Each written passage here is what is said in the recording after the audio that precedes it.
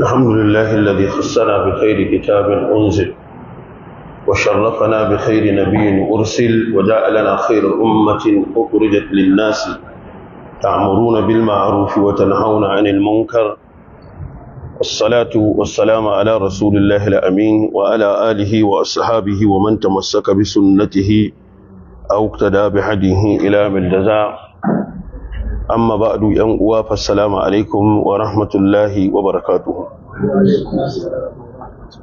يوم muna 19 ga watan Ramadan hijira ta babba dan babba farin jaka da annabinmu annabi Muhammad sallallahu alaihi wa alihi wa sallam 1446 wanda ya daidai da 19 ga watan uku shekara 2025 a wannan masallaci na tunawa da shehin malami malam Muhammad Baba Gusau. Allah ya ji kansa, Allah ya masa rahama, Allah subhanahu wata'ala kuma ya sa ya huta.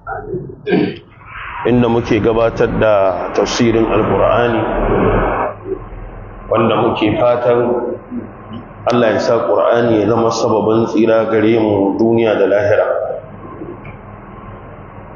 Kamar yadda jiya na faɗa a ƙarshen karatu, na ce ba mamaki yau ko yau da gobe in yi bayani akan aƙidun 'yan shi'a da kuma dalilan da zai sa babu yadda za a yi tsakanin musulmi da 'yan shi'a a haɗu guri ɗaya.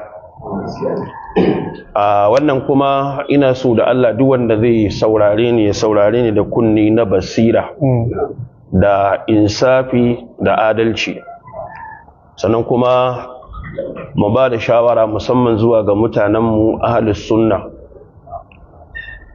wayanda suke saha ta da'awa. Shawara ta farko shine su dinga tahzibin kalamansu, tsarkake su lokacin da za su sake magana. Idan sahabbai Allah subhanahu wata'ala zai hana su amfani da kalma saboda tana ɗaukar ma'ana biyu, mai kyau da mara kyau, ya ce musu ya ayyuhal ladina amanu la taqulu ra'ina, ku daina amfani da kalmar ra'ina wa qulun zurna, ku yi amfani. Amma da kun bude kofa ta zagi, to wanda ma bai iya karatu ba yana iya shigowa dan yana iya zagi bai iya yin karatu, ba sai an koya ba. Saboda haka muke ba da shawara, ko kun ji an zagi malaman ku, in dai zagi ne wani ya ci mutuncinsu, kakka ce bari nima in kafa kyamara, wallahi ai ba yadda za a wallahi sai mun rama. To su masu zagin asali dama abinda suke so a yi zage-zagen a sauka daga layin karatu a koma zage-zagen, amma da yawa mutanenmu ba su gane, ba su fahimci haka ba. To da haka Allah ya ji kan Sheikh Jafar yana cewa mutum ne ka ƙure shi, ka ƙura uban shi, ka ƙura malamin shi. To me ya rage dama in ba ya dura a shari'a ba? Abin da ya rage kenan, iya abin da ke gurinsa kenan. Kuma mutanenmu ba su gane ba. Kun ga wannan ni'imar da muke ciki a Najeriya ta ba kowa dama ya faɗi albarkacin bakinsa, wannan damar ta yawa, wannan ta sa kowa yana fitowa, ba maganin ilimi ake ba, maganin zagi ake yi. Don ba sa abu wannan ni'imar nan gaba wallahi za ta gushe, saboda in wasu suka shigo rigar suka zo suna amfani da kalmomin da bala'i zai tashi a ƙasa, yaƙi zai tashi a ƙasa, to ita kuma gwamnati ba za ta zira ido a kunna wa ƙasa wuta ba. Daga ƙarshe dole za ta shigo a ce kowa ma ya tsaya. So waɗanda suke ƙoƙarin su karantar da aƙida mai kyau, su kuma yi bayani a gane aƙidar da take mummuna daga kishiyar mai kyau, babu wanda za su cuci kamar su. Ku dama mafi yawanci karantarwa suke yi ne? Ai ba karantarwa suke ba yi. To tunda ba karantarwa suke ba, in kun je kun janyo abinda an hana karantarwan, waye ya cutu? Kai da kake karantarwan ko su da ba sa karantarwa? kaga kai da kake karantarwa kai ka cuci wanda dama ba karantarwa yake ba, watakila wani daga kaɗe-kaɗe sai waƙe-waƙe sai raye-raye sai wata munasaba a shekara da ya sa kansa in ta samu ya zo ya taron sa yi gaba, ina ruwan shi, kaga kai za ka cutu. So muna kiran mutane su fahimci wannan wato ni'ima din. Sannan akwai wani da ya zama wajibi mu jinjina masa, kuma ɗan dirama ne, shine baban Cinedu. Kullum muna faɗa ita makarantar mu bambancinta da raguwar makarantu ba ta saba a ita jin sharrin mutane a bakinta ba. Yawa Allah ce mana ya wasa ma'a rafa'aha wa wada al-mizan, ya ce mana Allah ta daga fil mizan. Allah ya daga sama ya kawo ma'auni ya ajiye ce kuma kada mu ƙetare ma'auni da Allah ya ajiye. To mun faɗa mun ce yan drama can gurin sun yi ba daidai ba, nan sun kuma dama makasudin da ya sa muke wa'azi ga kowa shine kowa ya gyaru. To ana nan sai Allah ya kullo da shi, kuma wannan gilashin da yake sawa rafke ke ya ci gaba da rafka gilashin nan, ya ci gaba da rafko musu dalili, sannan wannan nadin da yake ya ci gaba da yin kayansa. In Allah ya ga damar taimakon addini wanda duk baka yi tsammani wa sai ya amfani da shi. Shi Allah haka yake lamarinsa. Kun ga an daɗe ana musariya tsakanin malaman da suka karanta comparative da wasu daga cikin wancan ɓangaren, amma hankalinsu bai tashi ba sai da ya kullu, saboda su suna ganin renin wayo ma na ƙarshe. Ya za a ce wanda yake harka kaza shi zai fito yana ƙalubalanta su. So wannan abin da yake yi, wallahi muna masa addu'a kuma muna tare da shi 100%. Yawwa, saboda haka wani zai ce dan drama, sai mu ce maka ai nan ba drama yake ba, addini yake ba kariya, kuma kariya a lamba ta ɗaya ta ƙololuwa a janibin haƙƙin Allah shine tauhidi. To a wannan janibin muna tare da shi. Abinda mutane ba su gane ba, annabi ya ce mana ai aure a yayyafa, kuma zan yi alfahari da yawan gobe alƙiyama. Wallahi duk ƴaƴan da za a haifa in dai za su mutu da tauhidi babu shirka, duk yadda suke da matsala ta mu'amala a rayuwa, wallahi gobe alƙiyama annabi sai ya alfahari da su. A fahimci wannan, a haifi mutum yana shan giya amma bai shirka da Allah, yana tauhidi, wallahi gobe sai annabi ya alfahari da shi. A haifi mutum yana kaza ma dama zai mutu da aqida mai kyau ta bautawa Allah shi kadai, bai hada kowa, wallahi gobe alkiyama annabi sai ya alfahari da shi. Amma zo a haifi masu muguwar aqida wacce ta saba abinda annabi yake kai, a zo a haifi yan tsubu ko kuwa da waye duk ba suna daga cikin bala'in ba. Kuma ko kun sani a ma'auni na aqida da su wa'annan da suke zuwa suna hallaka mutane da sunan malanta, to kullum gara wanda ya cuce ka a harkar duniya da wanda ya cuce ka a harkar addini. Da wanda ya cuce ka a harkar duniya in kun je lahira Allah zai hisabi. Wadaka mu daga wannan majalisi, wannan dalilai da yake kawowa daga littafi mai tsarki, ka gani ni ba sanin littafi mai tsarki ne ba ko dole in yadda a wannan bangaren shi yana iya yin abin da ni ban iya yi. Wadaka Allah ya saka masa da alheri, ya ci gaba da rafka gilashin nan yadda yake, ya ci gaba da rafko musu dalilai sai sun kawo hujja. Wadaka Allah ya saka mai da alheri. Bayanin da yasa zan yi faɗa abu guda 10 suna da yawan gasken gaske, in lokaci ya bar zan ƙarasa, an ban ƙarasa ba sai gobe, saboda akwai wasu abubuwa da suke faruwa kamar yadda na faɗa, cin a ja su zuwa ga aƙida mara kyau.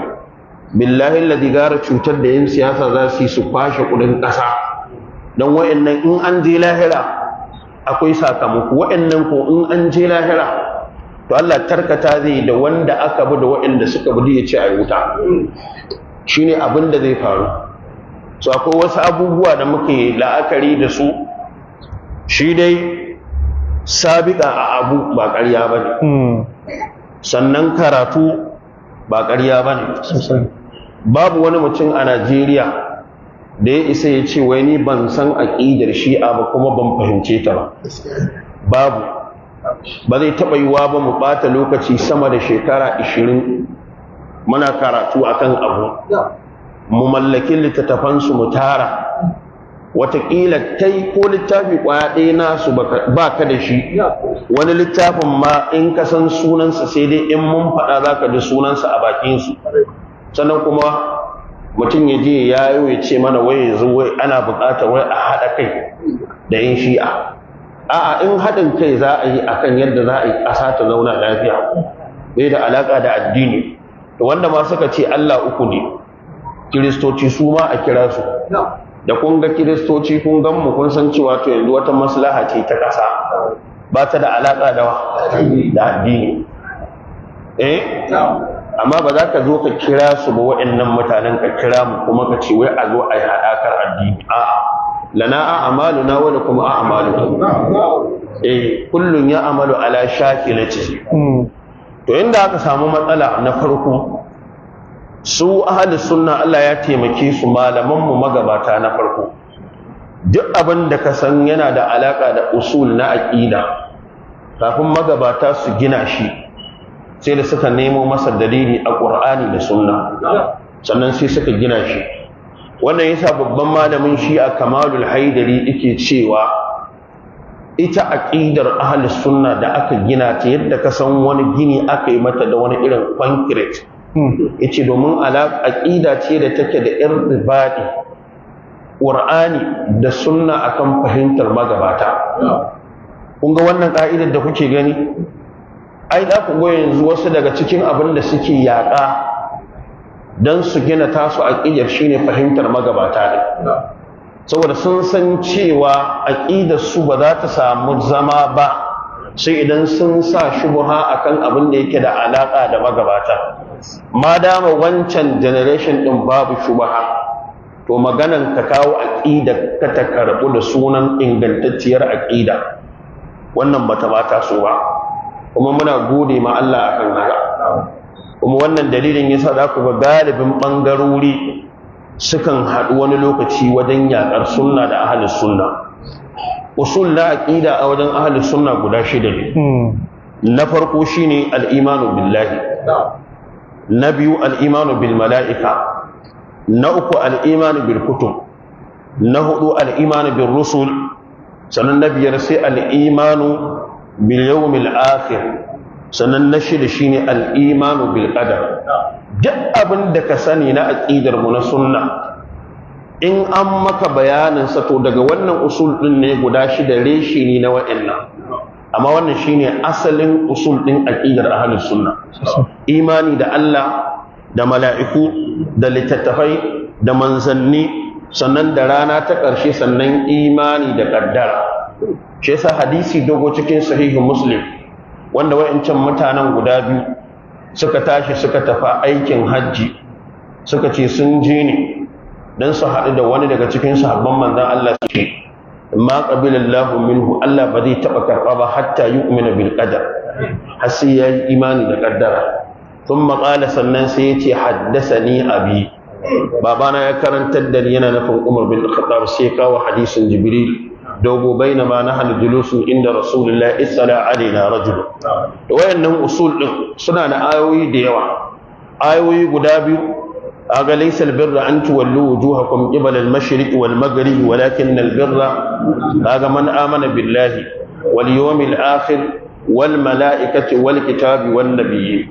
Da kuma ya ayyuhal ladina aminu billahi wa rasulihi wal kitabi alladhi nazzala biyu. Sannan Allah ya ambaci kaddara a cikin ayoyi daban-daban a cikin alqur'ani, bayani tafsiri. Allah ya ce sabbih isma rabbikal a'la alladhi khalaqa wa sawwa walladhi qaddara fahada.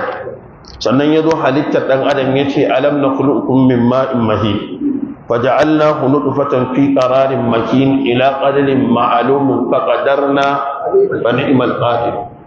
To idan an ce abu rukuni shine abin da yanzu ba mun faɗa abu shida ba, ka ce ka yi imani da Allah da mala'iku da littattafai da manzanni da rana ta ƙarshe, sai a mutu a je lahira sai baka yadda da kaddara ba, to yadda da imaninka da Allah da annabawa da littattafai da manzanni da rana ta ƙarshe ba zai ma amfani ba a lahira.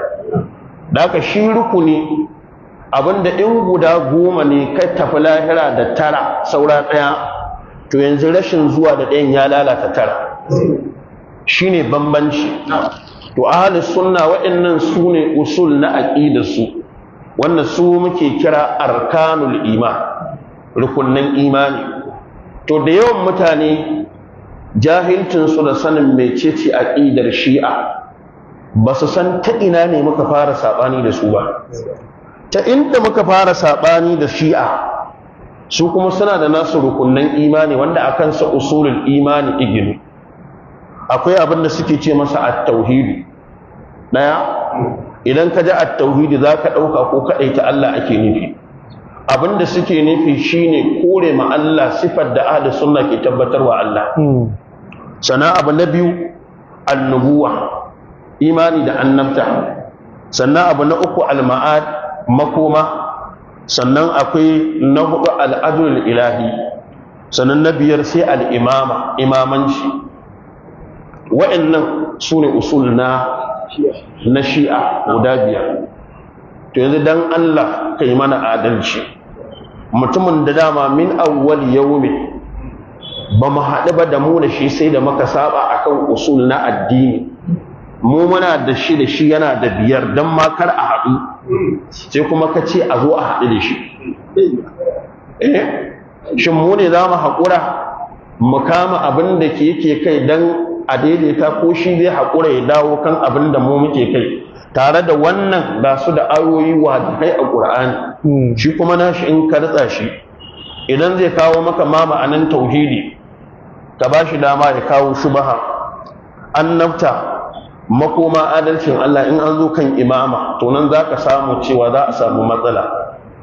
Ali kashiful gidai a littafinsa asli shi'a wa usuliha shafi na 58 yake cewa ash-shi'atu zadu fi arkanil islam rukunan akhar, sai ce wa huwa al-imam. Yace su yan shi'a sun ƙara rukuni na 5 na imani a cikin musulunci, sai ce shine imama. Kulaini wannan kenan a kunga asalin kaso 95 cikin 100 duk abin da ahli sunna suke kan shi to shi a kisiyarsa suke dan ba ma sa san to lokacin da muke da rukunnan imani guda 6 su kuma sai suka kishiyanci ahli sunna 5 ne. To da wata bangaren shika-shikan musulunci, sanda ahli sunna suke da shika-shikan musulunci 5 sai su kuma in shi'a suke da guda 6 dan ba ma sa so a haɗu. Hadisi ya zo cikin usulul kafi da Kulaini ibude a mujalladi na 2 shafi na 19, ya kawo da Ijlan bin Abi Salih yake qultu li Abi Abdullah aw ifni yaddani ala hududul imani, akan hudud na imani, sai yace masa shahadatu an la ilaha illallah wa anna muhammadar rasulullah, kaga dai kenan ko. Sannan wal iqraru, da kuma yin kirari bima jaa bihi min indillahi, wanda dai ya kunshi shahadatu an la ilaha illallah. Sannan wa salawatul 5 2, wa ada'uz zakati 3, wa sawmar ramadana 4, wa hajjul baiti 5. Sannan sai wa walayatu waliyina wa adawatu aduwina wa dukhul ma'as salihina, aikin haji. Sannan sai abin da suke kira wilaya. To menene ma'anan wilaya da imama? Ahli sunna duk mun sani, kuma wannan wilaya din da imama din sai suka kawo wani irin ƙarfi suka bata cewa tana gaba da kalmar shahada. Wannan haka yake. So in baka sani ba, da Allah ka tambayi wanda ya sani, dan haka Allah ya ce maka fasalu ahla dhikri in kuntum la ta'lamun. To shika-shikan musulunci a gurin in shi'a daga yau ka ji ba 5 bane a irin naka kai musulmi, guda 6 ne. Shaida ba abin bauta da gaskiya sai Allah, sallah, azumi, zakka, aikin hajji, sai kuma alwilaya. Rukunnan imani a gurin su guda 5 ne: at-tauhidu, an-nubuwa, al'adulul ilahi sai ainihin wato al'imama at-tauhidu annabuwa al-mi'adi sannan sai al'adulul ilahi sai al'imama tare da duk saɓani da rigima da muke da 'yan ɗariƙun nan wayannan usul ɗin da na faɗa na ce shine tushen aƙidun ahlus sunna da mu da su fa ba ma rikici akan wannan ba shi yasa in kaga dan ɗariƙa yana cewa gara ɗan shi'a ko dai jahilin ɗan ɗariƙa ko kuma munafikin ɗan ɗariƙa duk wanda kaji yana ce maka gara ɗan shi'a da ahlus sunna to kakka raba ɗayan biyu ko munafikin ɗan ɗariƙa ko jahilin ɗan ɗariƙa amma asalan da shi'a da raguwar musulmi ba ta inda aka haɗu wannan na kawo maka asasi na farko daga zainul abidin suka faɗa suka ce ya ce inna afdalal baqa'i ma bainar rukun wal maqam inda yafi ko ina a doron ƙasa shine bainar rukun wal maqam a can ɗakin Allah suka ce walau anna rajulan da a ce akwai wani mutum ummira nuhin fi qaumihi alf sanatin illa 50 aman da za a raya ka karayi shekara 1000 yasumun nahara kana azumi da rana wa yaqumu al-layl wa yaqumu fi dhalika al-mawdi sannan ka bauta ma Allah a can gurin a can kake qiyamul layl thumma laqiya Allah bighairi walayatina lam yanfa'ahu dhalika sha'an sannan a zo lahira baka yi da wannan wilayar ba to rayuwarka kai shekara 1000 a dakin Allah a can kake bauta ba zai ma amfani ba to menene wilaya min imama kusan abu ɗaya ne al'imama wannan ya zo cikin amalis salu shafi na 154 da kuma uyunul akhbar shafi 270 to menene imama akwai mutane guda 12 da yan shi'a suke da aqida cewa bayan annabi ya bar duniya su ya kamata su shugabanci sai sahabbai suka zo suka yi taro sai aka kwace sai aka nada abubakar mutum na farko shine ali bin abi talib na biyu al-hasan bin ali na uku al-Husayn bin Ali na hudu Zainul Abidin bin Ali bin Husayn na biyar al-Baqir na shida as-Sadiq na bakwai al-Kadhim na takwas Ali bin Musa ar-Rida na tara Muhammad bin Ali bin Musa ar-Rida na goma shine al-Hadi na sha ɗaya al-Askari na sha biyu ibnuhu Muhammad bin al-Hasan wanda shi ɗan shi'a suke cewa Mahadi kuna ganewa to hatta fa wajen mahadin da ahlus sunna suka yi imani da shi a littattafai suke jira wanda annabi ya bayani ya fa saba fa da mahadin da in shi ake magana ba suna da bambanci wannan akwai bambanci da haka wannan shine wato sababi na farko daga cikin ainihin wato asbab da yasa babu yadda za a yi a haɗu da ragowar musulmi da su wadaka in baka sani ba kai jahili ne baka yi karatu ba ko kuma ɗan son zuciya ne dalilin da yasa ba za mu yadda ba da sunan haɗuwa a yaudari mutane dalilin shine tun daga asasi na aƙidar dama ba a tare shika-shikan musuluncin su guda 6 ne namu 5 rukunan imanin su guda 5 ne namu guda 6 kuma duk sun yi haka ne don suke shiyanci ahlus sunna namu ga su da dalilai a cikin littafin Allah da sunnan manzon Allah nasu kuma ba za su iya kare waɗannan ba sannan a gurinsu duk wanda kuma bai yarda da cewa waɗannan mutanen guda 12 ba su Allah ya naɗa su za su yi shugabanci bayan annabi ya bar duniya da kore su yi maka mu'amala biyu su yadda hukuncin munafiki ne a yi mu'amala da kai ta zahiri a matsayin kamar musulmi munafiki amma in an je lahira za ka dawwama wuta ko kuma a'a hukuncinka kafiri ne kai zahiri da bayyane wannan shine asasi na farko da ya kamata mutane su sani to ba mu sani ba shin idan saboda kati suna cewa la ilaha illallah suna sallah ai za mu zo yanzu ba abin da yake faruwa a social media ba yana tayarwa da mutane hankali kafirta mutane to dan Allah da kafirta mutane na yanzu da kuma kafirta sahabban annabi wanne ya kamata ya tayar maka da hankali? In dai saboda kalmar shahada da sallah ne kake jin bai dace ba a ce ma wani kafiri, wa'annan fa kalmar shahada hannun annabi suka karɓa, sallar kuma annabi ne fa limamin su, wa ala ra'asihim shugabannin wa'annan mutanen fa lamba ta ɗaya Abubakar da Umar. To wayannan mutanen an ce ba a yadda da musuluncin su ba da imanin su, to sai kuma kai yanzu ka ce baka yadda da musuluncin wani da imanin na yanzu, sai wani yana ganin ai ka zaba ba ka son zaman lafiya. Zan zo zan ba da misali akan wannan abu na farko kenan. Abu na biyu shine littattafanmu na hadisi daban, littattafansu na hadisi daban. Ahlus sunna muna da littattafai guda 9 da suka fi shahara. Akwai aljami'u sahihul musnadu al-muttasaru min umur rasulillahi sallallahu alaihi wa sallama wa sunanihi wa ayyamihi, littafin al-imam al-bukhari. al-imam al-bukhari ya rasu hijira 256, mutumin da ya tafiya sama da kilomita 20,000 a ƙasa dan yi wa sunnan manzon Allah hidima.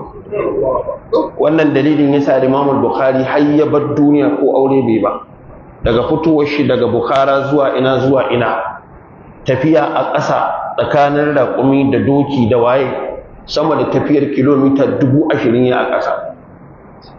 Amma yau sai ga wani sai ya miƙe kawai sai ga nuna ya fi al-imam al-bukhari san annabi, wanda ka ga wani hadisi yaji na faɗa al-jami'u al-musnadu as-sahihu al-mukhtasaru min umuri rasulillahi sallallahu alaihi wa sallam wa sunanihi wa ayyamihi. Wannan shine sunan littafin al-imam al-bukhari. Shi yasa in ka karanta sunan, idan ka tafi bukhari ko ka ga hadisi a ciki wanda bai cika ka'idar sunan da ya sa littafin ba, a ka'ida bai cikin hadisan da malamai ke ɗauka yana cikin hadisin bukhari. Littafi na biyu sai littafin al-imam muslim, shi ma sunansa al-musnadu as-sahihu al-mukhtasar bi naql al-adli an al-adli ila rasulillahi sallallahu alaihi wasallam. Amma haka wani ya dauka sahih al-bukhari sahih muslim, in ka ce mai da Allah mai cikakken sunan bukhari bai sani ba, amma ya zo ya shiga cikin hadisan ciki ana rigima da shi, sunan ma bai riga ya sani ba. al-imam muslim ya rasu 261. sai al-imam tirmidhi yana da littafi sunan tirmidhi ya rasu 279. sannan sai al-imam abu dawuda yana da sunan abi dawud ya rasu 275, shine littafi na hudu. na biyar sunan ibn majah, al-imam ibn majah ya rasu 273. sai al-muwatta ta al-imam maliku ya rasu 179. sai musnad na al-imam ahmad ya rasu 241. sai malami nan sune littattafan da suka fi shahara na hadisi guda 8 ko 9. sannan ɗan shi'a suna da nasu littattafan na hadisi. Akwai alkafi na kulaini ya rasu 329, kaga kusan ya zo bayan duk waɗannan malaman. Domin al-imamu darimi shine kusan malami, al-imamu nasa'i shi ya rasu 303. to littafin da suka fi ji da shi a duniyar hadisi gaba daya shine usulul kafi na kulaini ya rasu 329. littafi na yana da wajen hadisi kusan 20,000. na biyu shine man la yahduruhu al-faqih na ibnu babu al-qulli ya rasu 381. sannan littafi na hudu shine tahzibul ahkam na dusi ya rasu 360. sannan al-istibsar nashi ne shi ma haka. sai al-wafi lil-fayd al-kashani shi ya rasu hijira 1091. littafi na shida shine biharul anwar al-jami' lidurar akbar al-a'immat al-athhar na muhammad baqir al-majlisi. muhammad baqir al-majlisi ya rasu hijira 1111. wasa'il shi'a li tahsil masail sharia na hurr al-amili ya rasu 1104. sannan sai mustadrakul wasa'il na Tabrisi ya rasu 1320. wayannan in ka hada su ne al-kutubus samaniya na hadisi a wajen in shi'a. to dan Allah littattafan su na hadisi daban namu daban kuma ka ce a haɗu. sabanin yan dariƙa littattafan hadisin mu su ne dai nasu. in dan dariƙa zai yi rubutu cikin Bukhari da Muslim ka kare shi dai zai je wasu abubuwan shi. kuma yau yanzu ka taɓa ganin a zo ana maganan haɗin kai kaga cikin yan ɗariƙu wanda ya riga ya bayyana kansa ya ce aƙidar komai Allah ne ya taho? ai ba zai zo ba. shi ma ya san ba wanda zai yadda da wannan aƙidar. ana haɗin kan musulmi mai maganan wanda kuma ya riga ya bayyana wa duniya ya ce komai Allah ne kuma gan shi ya taho. shi ma ya san wannan ba aƙidar musulmi ba ce da za a iya haɗaka da shi. shi ma ya sani, amma wanda ya ce shi bai yadda ba, to kaga ba za mu tura mutum matakin da ya ce shi bai yadda ba. wayannan su ne littattafansu guda 8. to ba mu haɗa a can ba. a littattafai na hadisi nasu daban namu daban, kuma ka zo ka ce a haɗu. to a ina za a haɗu? to sai ka dawo dalili na uku daga cikin dalilan. littattafan tafsiri a wajen ahlus sunna ba sai na faɗa maka ba. littafin tafsiri na farko da aka fara wallafa mafi muhimmanci shine tafsirin al-Imam Ibn Jarir al-Tabari wanda ya rasu hijira 310. dawo suna da littattafan tafsiri zan faɗa guda 7 mafiya muhimmanci. akwai tafsirul ummi Ali bin Ibrahim bin Hashim al-Ummi wanda ya rayu a ƙarni na 3 ya rasu 329. yana nan littafi ne na tafsiri mujalladi 3. kuma alhamdulillah dukkan littattafan da nake faɗa maka waɗannan na shi'a yanzu ba wai labari ba ne, a'a littattafai ne da Allah ya rufa mana asiri yanzu muna da su mun mallake su, kuma su ma sun san akwai. shi yasa alhamdulillah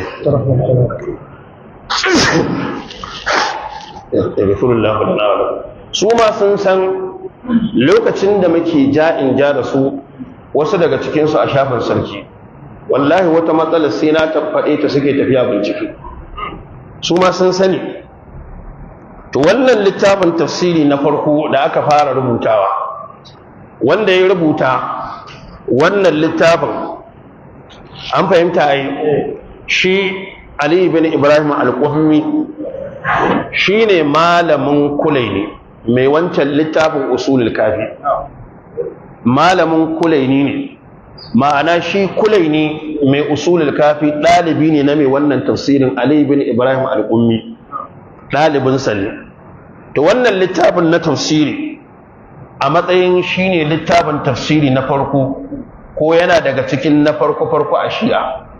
hatta ba a tsakaninsu sai da aka zo ana saɓani wajen jingina tafsirin zuwa ga Ali Ibrahim al-Qummi. wasu malaman shi'a su tabbatar, wasu su kore. kun san hikiman haka?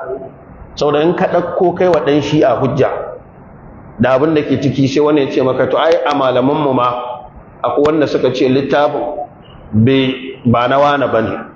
a cikin malaman da suka tabbatar da cewa suka jingina littafin zuwa ga shi Ali bin Ibrahim al-Qummi, tafsirul Qummi, akwai Ahmad bin Ali an-Najashi, sannan akwai Ash-Shaykh Tusi, akwai al-Allamatul Hilli, akwai at-Tabarasi, akwai Ibn Shahr Ashu, wayanda suke kore cewa littafin ba ma na Qummi bane. akwai Agha Barzaq at-Taharani, akwai Muhammad bin Hadi Ma'rifa, sannan akwai Hashim Ma'ruf al-Hasani. wannan shine littafin tafsirin farko. hatta akan wannan littafin ma sabani ake ce ma na wane ne ko ba na wane bane. yanzu ka taba jin duniyar ahlus sunna suna sabani tafsirin Ibn Jarir at-Tabari nashi ne ko ba nashi bane? to littafin tafsirin farko ma yanzu rikici ake yi tsakanin in shi shin na wane ne ko ba nashi bane. wasu su tabbatar su ce nashi ne, su ji a'a ba nashi bane. wannan shine rigimar da ake tsakanin su.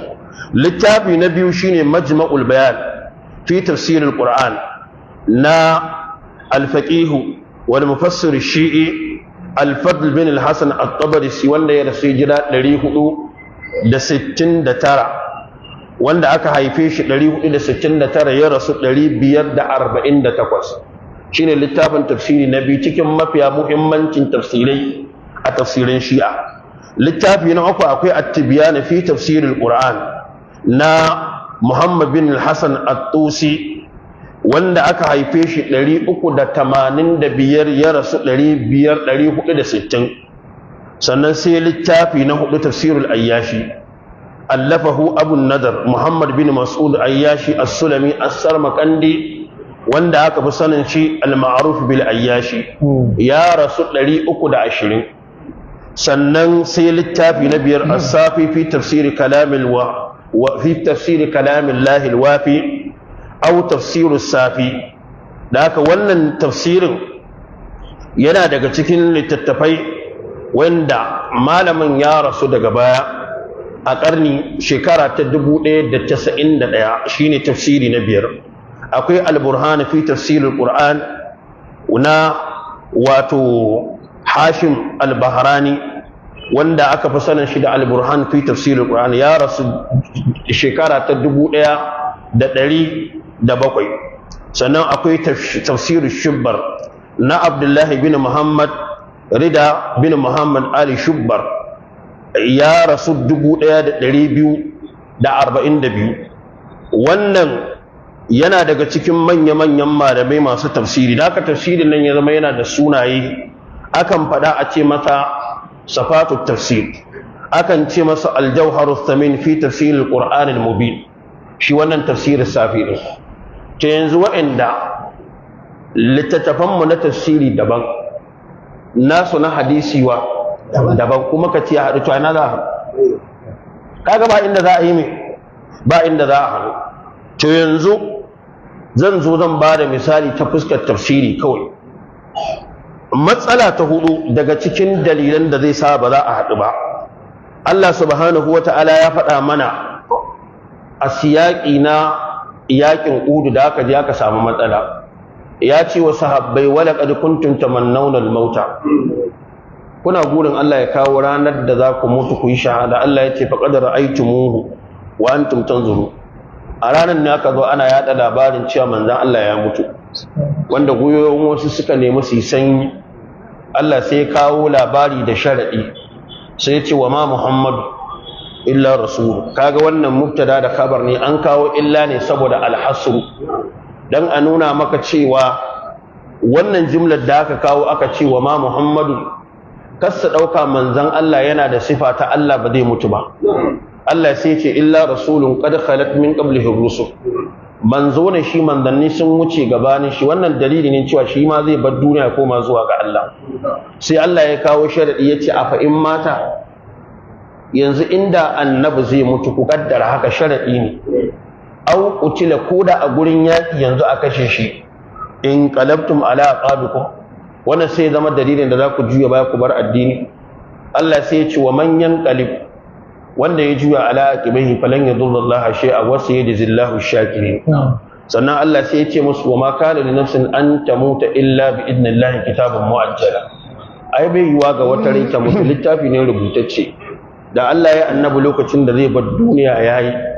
Wallahi ba wanda ya isa ya hana ya bar duniya su ya bata.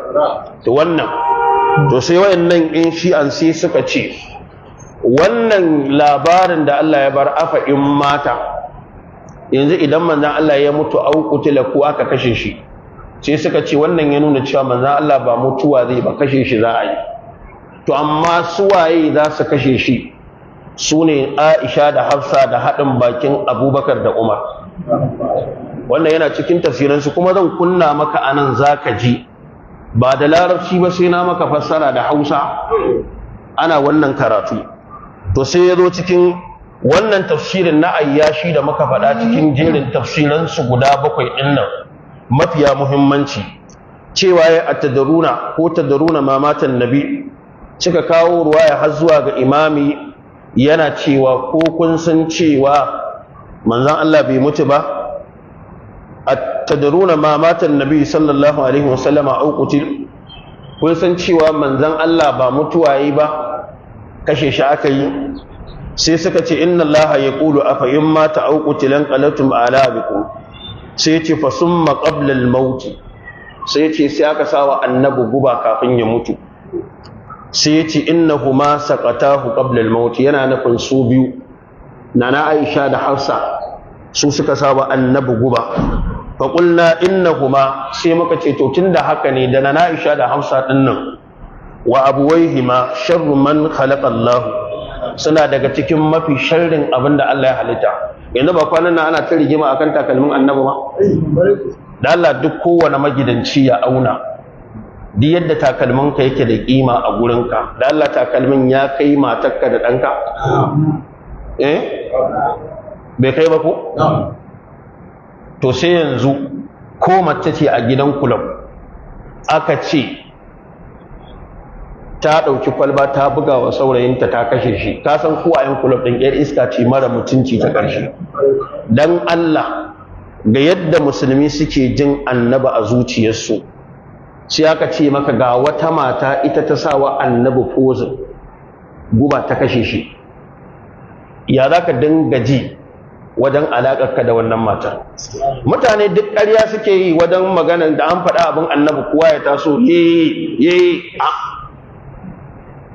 wayannan fa wayanda suke wannan da'awar ne suna nan a saha kuma suna daga cikin wayanda suke ganin su masoya ma'aiki ne to bari wannan akwai abin da zan kawo a cikin suratul tahrim a karkashin wannan zan kawo wannan yanzu wannan gashi a saurara aji wanda suka lamma da maganin guba suka ba mu Allah ya shawara da hadisin da ta fara wannan ya kuma da jira fashi yadda ana ba a ba magani a baki kada ku tura mana wannan magani kada sai da yawanci suka dane sai ku tura mana ka san su a jikin tunanin barkatai ana addini a da shi a jikin tunanin barkatai ka san sunayen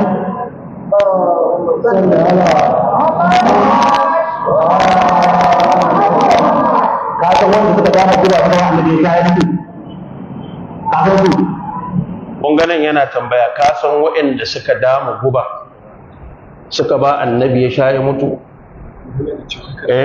ka san su yau inda zan fito in kalli wani babban malami a Najeriya misali in kira ɗahir rubuci in kira sunan mamarsa in ce ita ta ba mahaifinsa guba ya sha ya mutu ko in kira shugaban ƙungiya na nan da na nan kuma 'yan ƙungiyar su tabbatar wallahi ƙarya nake ai duniyar social media sai ta kama da wuta yau haka ne da wannan fa matar annabi Muhammad ce ake faɗa ake cewa ta ba annabi guba ya sha ya mutu kuma waɗanda suke da wannan aƙidar sai kuma wani ya je ɗauko sai cewa zuwa haɗa kai to yanzu shi wannan da bai fito da aƙidar nan ba bari mu sa wanda ya fito da abun fili ku ji ku saurari wannan sun tattauna za su kashe annabi rahama Muhammad sallallahu alaihi wasallam wa ali wannan nayi sa na bari wannan a inda na kai karatu na mai taken kashful asrar wanda na kawo dalilan Aisha da Hafsa da Abubakar da Umar su kashe manzon Allah Muhammad sallallahu alaihi wasallam wa ali karatu da ya haura mu shekara 3 baya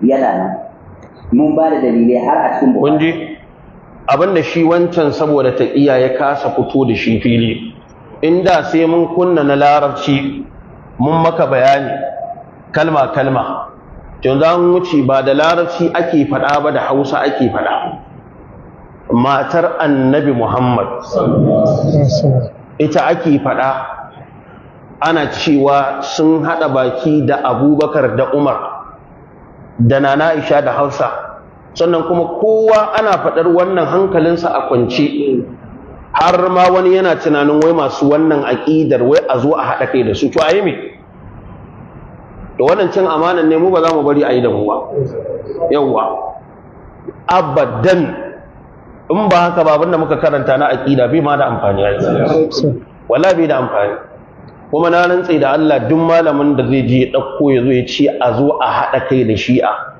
billahi ladhi ya ci amana al'umma in ba a iya zuwa a ce wa shugabanku a kira mamarsa da a ce a yanzu yau duk wani shugaban kowace ƙungiya kowane ɓangare a Najeriya yau in aka fito aka bayyana wa duniya aka ce mahaifiyar wannan malamin ta ba mamar shi guba ta kashe shi billahi allazi ko an ki ko an so an yadda mahaifiyar wannan malamin yar iska ce, mutuniyar banza ce, kuma mutuniyar banza lamba ta ɗaya.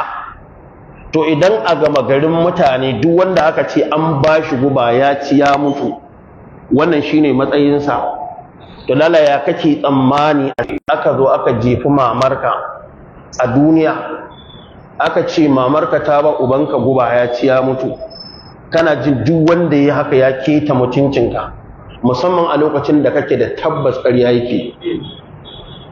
na Aisha wa Hafsata sai da ya kawo da suna sai ce la'anatullahi alaihima, yace Allah ya tsine musu, wa ala abuwaihima, ta yaya za a yi muna da waɗannan littattafan muna karanta waɗannan abubuwan sannan ka ce ka kira mu wai azu. sai ya ce qatalata rasulullahi sallallahu alaihi, sai ya ce kana sababu nuzuliha anna rasulullahi, wai dalilin saukar wannan ayar manzon Allah ya kasance fi ba'd buyuti nisa'ihi, a sashen dakunan matansa, wa kanat mariyatul qibtiyya ma'ahu tafdumuhu, mariyatul qibtiyya tunda kun san bayyawa ce tana tare da annabi tana masa hidima. Wa kana zata yawmin fi baiti hafsata, wata rana annabi yana ɗakin na hafsa, sai manzon Allah sallallahu alaihi wasallama yayi amfani da nana mariya, fa'alimat hafsatu bidhalika, tunda baiwa ce kuma ya halatta yin alaka da macen da take baiwa kamar yadda ya halata ga macen da take wa ya. To da nan Hafsa ta dawo ta gane wani abu ya faru, fa gadiba sai ta fishi, wa aqbalat ala rasulillahi wa qalat ya rasulullahi, sai ta fuskanci annabi ta ce masa fi yaumi wa fi dari wa ala firashi, a rana ta sannan a ɗaki na akan shimfiɗa ta. To fastaha ya rasulullahi sallallahu alaihi wa sallama minha, sai annabi ya ji kunya, fa qala sai ya ce mata kufi kami, faqad haramtu mariyata ala nafsi, tunda wannan matsalar ta faru kin sanna na mariya halacce gare ni, to ni na haramta wa kaina ita, wala ata'uha ba'da hada abadan, bazan sake takunta ba daga yau. Wa ana ubdi ilayki sirran, to zan faɗa miki wani sirri, fa in anti akhbarti bihi, in kika je kika bada wannan labarin da zan baki, to fa alayki la'natullahi wal mala'ikati wan nas ajma'in, tsinuwar Allah da ta mala'iku da ta mutanen duniya sai tabbata akan ki. Fa qala sai ta ce na'am, ma huwa, ta ce wa annabi faɗa min wani labari ne. Fa qala sai manzo Allah ya ce mata, wa inna ababakarin yalil khilafata min ba'di, abubakar zai khilafanci bayana, thumma min ba'dihi umar abuki, sannan bayansa sai umar babanki. Faƙala sai ta ce man akbaraka bi hada, waye ya baka labarin za su yi shugabanci? Ƙala sai ce Allahu akbarani, Allah ne ya baɗa min cewa za su yi shugabanci. Fa akbaran Hafsatu Aisha ta min yawmiha bi zalika, a wurin da annabi ya faɗa mata yace kar ta faɗa, kuma ya ce in ta faɗa tsinuwar Allah da mala'iku da ta mutane su tabbata a kanta, to ta fita ta ba na Aisha labari, kaga ta zama tsinanniya.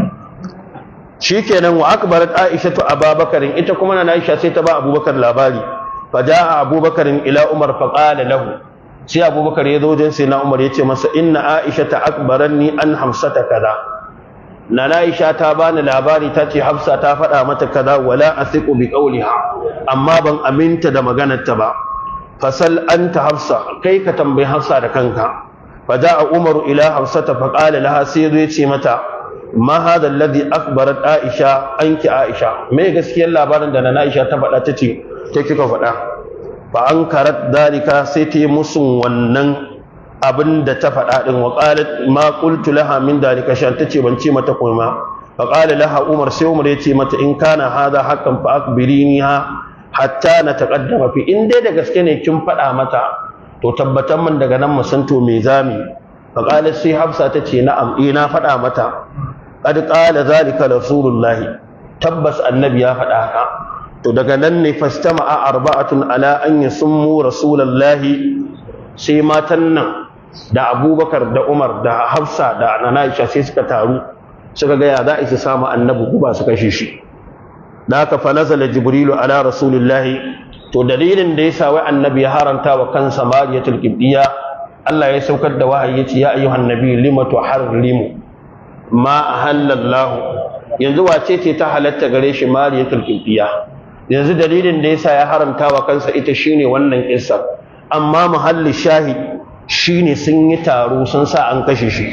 A cikin wannan tafsirin nashi na Hashimul Bahrani da yazo wajen waja'a fir'aun wa man qablahu wal mu'tafikatu bil qati'a ya kawo isnadi daga Mansur bin Hadin an Umran yace samitu abi waja'a fir'aun wa man qablahu sai yace waja'a fari alaihi salam ya qara waja'a fir'aun ya'ani as-salis fir'aun yazo shine na uku wa man qablahu wal mu'tafikatu bil qati'a qala sai yace qablahu al-awlayn ko al-awwalayn na farko guda biyu Abubakar da Umar wa man qablahu waja'a fir'aun shi na ukun shine Umar sannan wal mu'tafikatu bil qati'a sai suka ce al-humaira ani Aisha ita ce wal mu'tafikatu bil khati'a.